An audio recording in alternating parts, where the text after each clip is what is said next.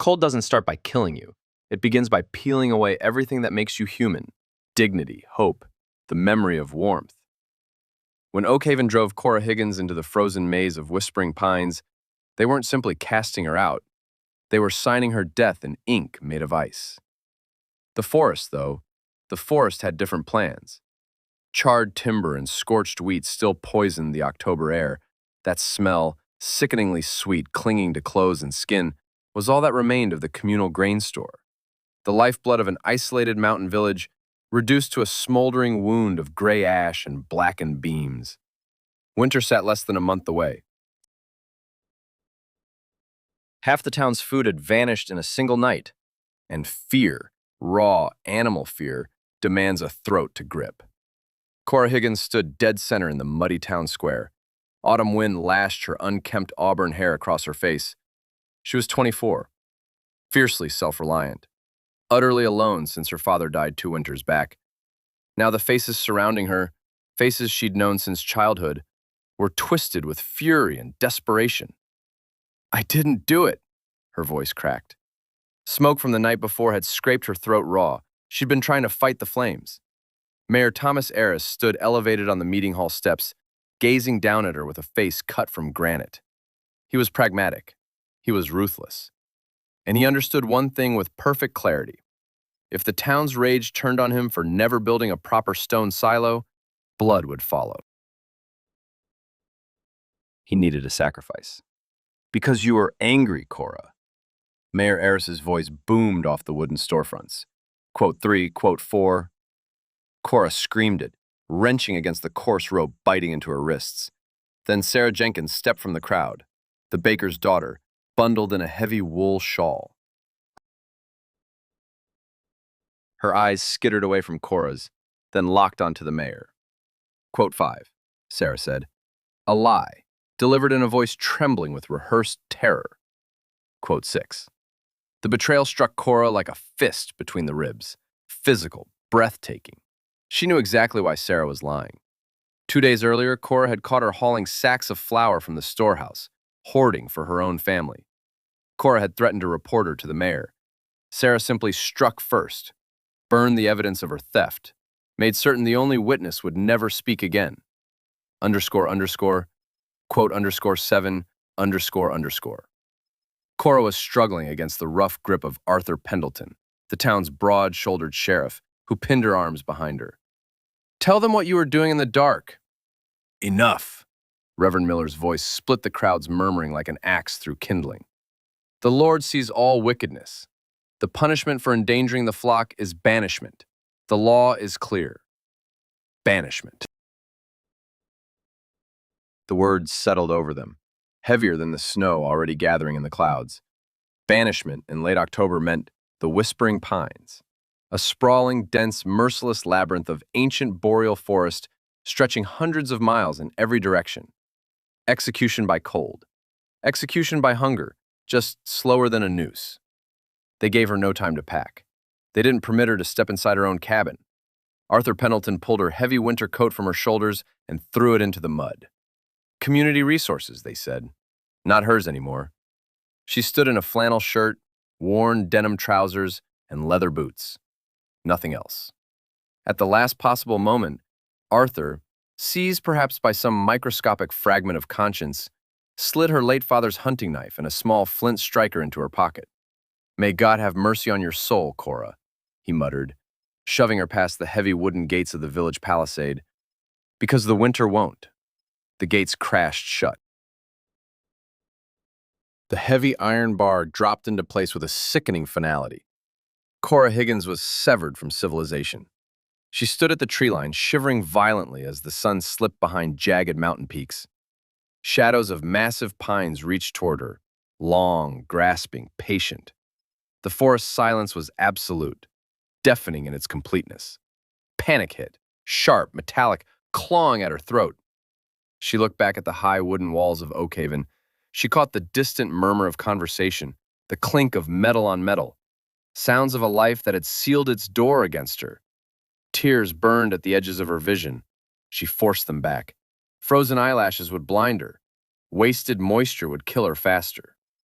underscore underscore quote underscore 13 underscore underscore. Her father's training surged through her like a second pulse. She turned away from the village and stepped into the dark, gaping throat of whispering pines. The first 48 hours dissolved into a haze of raw physical suffering and mental torment. Temperature crashed below freezing the instant the sun dropped. Cora walked until her legs turned to iron, driven by one animal imperative: find shelter before the frost took her.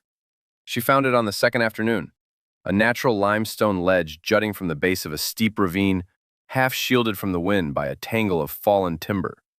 She spent hours hauling dry pine needles, dead leaves, and moss into that crevice, packing them deep, a crude mattress between her body and the killing cold of bare stone. Her first fire was a war. Hands stiff, knuckles split and weeping in the brittle air, she gathered birch bark, peeled it into translucent ribbons, and struck flint against the spine of her hunting knife. Again and again sparks leapt, brief orange flashes illuminating the ravine walls, only to vanish into nothing. She wept from frustration, tears crystallizing on her cheeks. "You'll die out here, and Sarah Jenkins will sleep warm tonight," something dark hissed inside her skull. "No," Cora rasped into the emptiness. Her voice sounded alien, hollowed out. "No." She struck again, her whole weight behind the blow. A spark caught. Birch bark hissed. A thin, gray thread of smoke curled upward. Cora dropped to her knees, cupping the ember like something sacred, feeding it breath, steady, gentle, measured. The glow spread. Red became orange. And then a single, perfect flame licked up from the tinder. She fed it twigs, then wrist-thick branches, until a roaring blaze shoved the suffocating darkness back beyond the edge of the ravine. Cross-legged before that fire, body shuddering as heat seeped into frozen marrow, Cora Higgins made her vow in silence. Whispering Pines would not claim her. She would survive, and Oakhaven would regret the day it fed her to the wolves. The first month in those woods remade her entirely. The frightened girl shoved through the village gates died somewhere in that timber, replaced by something harder, wilder, absolutely merciless in its demand to keep breathing. Hunger became a permanent resident in her gut. The forest in late autumn was shutting itself down, bracing for the deep freeze. For the first 2 weeks, Cora subsisted on starvation rations. She stripped shriveled rose hips from bare branches, boiled pine needles in a hollowed chunk of hardwood, a bitter tea that held scurvy at arm's length. Cracked open rotting logs for fat white grubs, they tasted of soil and bile, but she forced them down. Every calorie was another second on her life's clock. She understood quickly. The limestone overhang would not hold against true winter blizzards. She needed real shelter.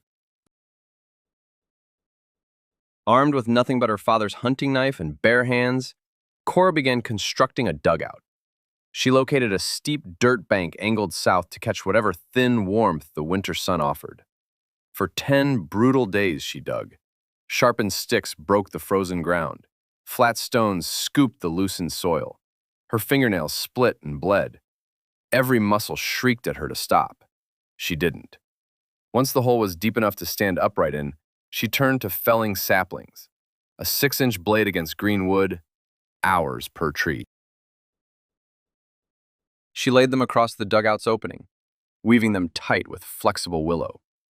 Over this wooden skeleton, she heaped 2 feet of pine boughs, dead leaves, and finally a dense cap of mud and raw earth that froze overnight into a solid, impenetrable, insulated shell. A narrow doorway, sealed with a woven pine branch mat.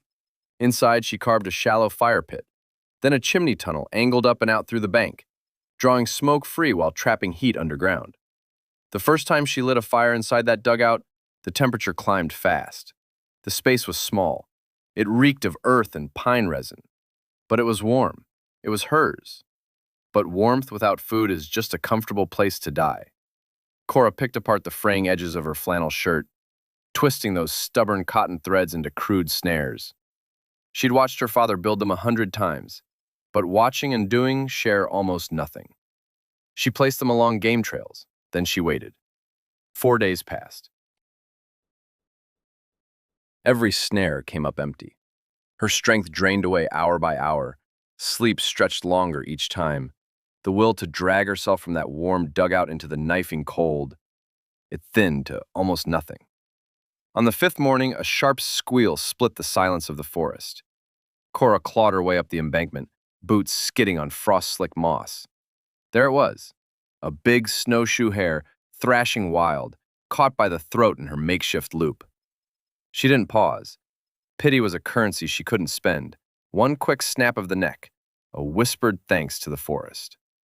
That night she turned the meat slowly over her small fire, rich, fatty protein flooding her mouth. It hit like a sacrament.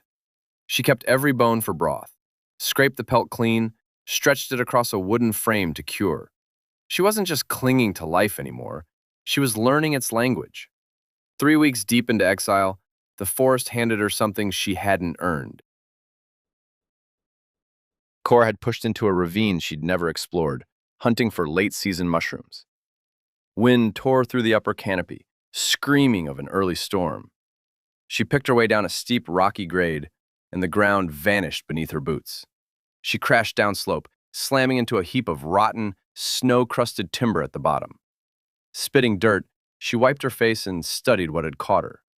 Not just deadfall, a collapsed lean-to. An old trapper's camp, abandoned God knows how many seasons back. Her pulse slammed against her ribs. She tore into the wreckage with both hands. The wood was spongy, rotted through, crumbling at her touch. Under a canvas tarp that fell apart like wet paper, her fingers closed around something heavy and rust-caked. A hatchet. The handle was split. The iron head wore a thick skin of orange corrosion. But beneath that rust, an edge. Still there, still real. To Cora, it outweighed a solid brick of gold. Her hands trembled as she kept digging. A heavy cast-iron skillet emerged, a dented tin cup, and then a full spool of thick copper snare wire. Cora slumped against the ravine wall, pressed the hatchet to her chest, and made a sound caught somewhere between laughter and weeping. The equation had just rewritten itself. Over the following day, she worked a smooth river stone across the hatchet head, grinding away rust, honing the blade until it threw back light with a killing gleam. Firewood that once took hours now fell in minutes. She shored up her dugout walls, dropped heavier trees, built a proper drying rack for meat, and hung a solid wooden door where the flimsy pine mat had been. The copper wire gave her dozens of traps. Rabbits, squirrels, a fat grouse. She began stockpiling, smoking strips of meat over hardwood coals to hold through the weeks ahead. Bone needles and twisted sinew turned pelts into thick mittens, a lined hat, a heavy fur vest. The frail cast-off from Oakhaven was gone. What moved through Whispering Pines now was something closer to its apex predator. But the forest had only been letting her believe she was winning. It came on a late November afternoon, the sky, clear, piercing blue all morning, bruised over to the color of hammered iron.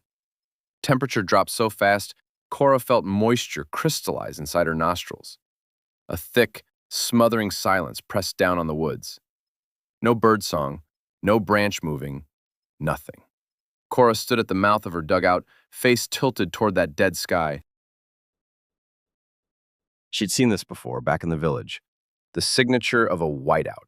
A monstrous blizzard capable of burying the world under feet of snow in hours. Temperatures crashing to 40 below zero.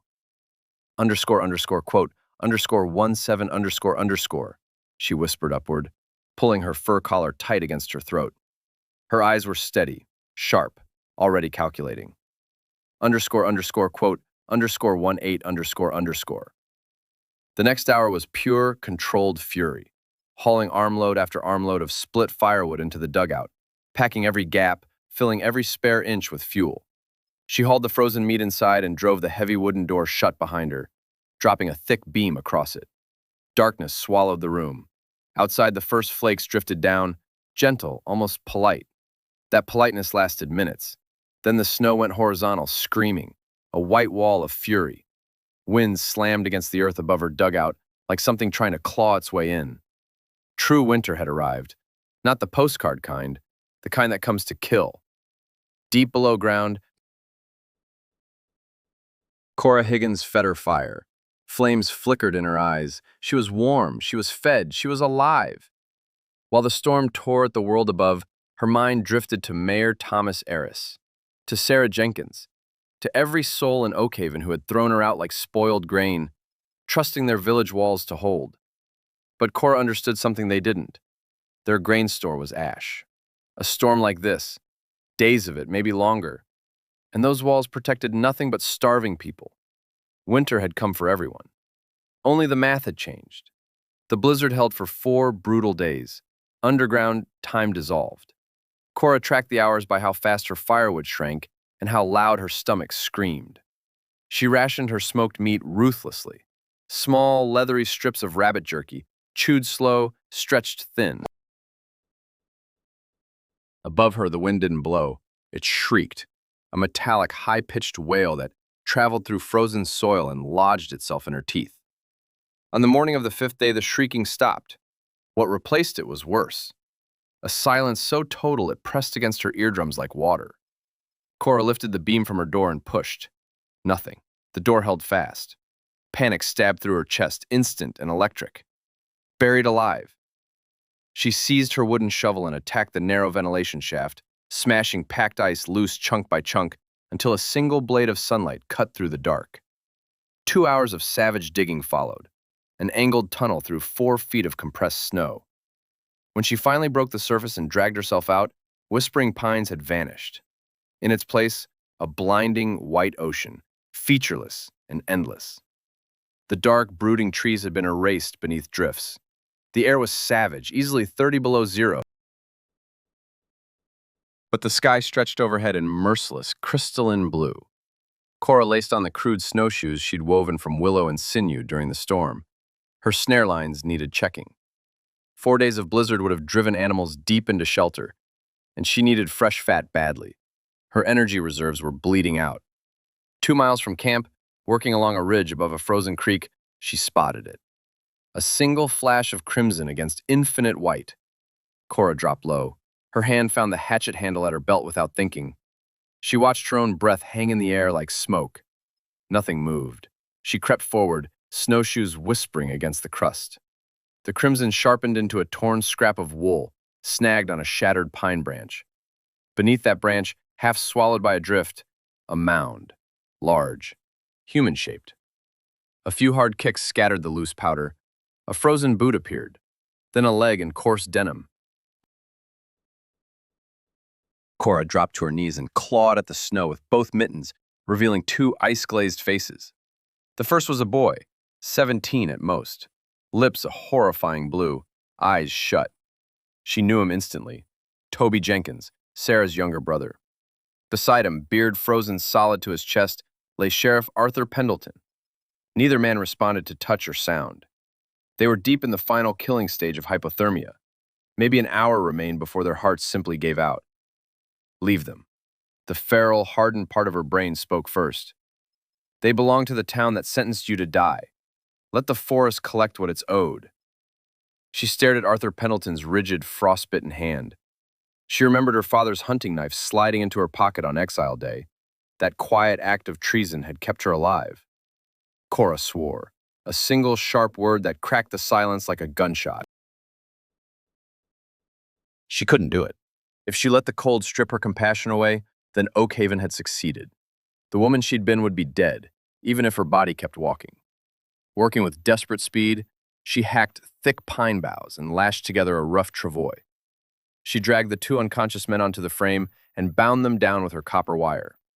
She seized the drag ropes and drove forward, letting her thighs absorb the brutal load. 250 pounds of dead weight through chest-deep snow. Pure, grinding agony. Every fiber in her legs shredded. Her lungs took in air like broken glass. But she did not stop. By the time she reached the dugout, the sun was bleeding out along the horizon, bruised purple, raw orange. She hauled them down into the earthen warmth of her shelter, stripped the frozen clothing from their rigid bodies, wrapped them in her heaviest furs, and fed the fire until that small underground room roared with heat. She melted snow, threw in dried herbs and the last of her rich, fatty grouse meat, and worked drops of scalding broth past their cracked lips. 12 hours of relentless nursing passed before Arthur finally opened his eyes. He stared at the dirt ceiling, then the fire, then the wild, fur-draped woman working a cast-iron skillet. "Am I in hell?" Arthur rasped, his voice dry as dead bark.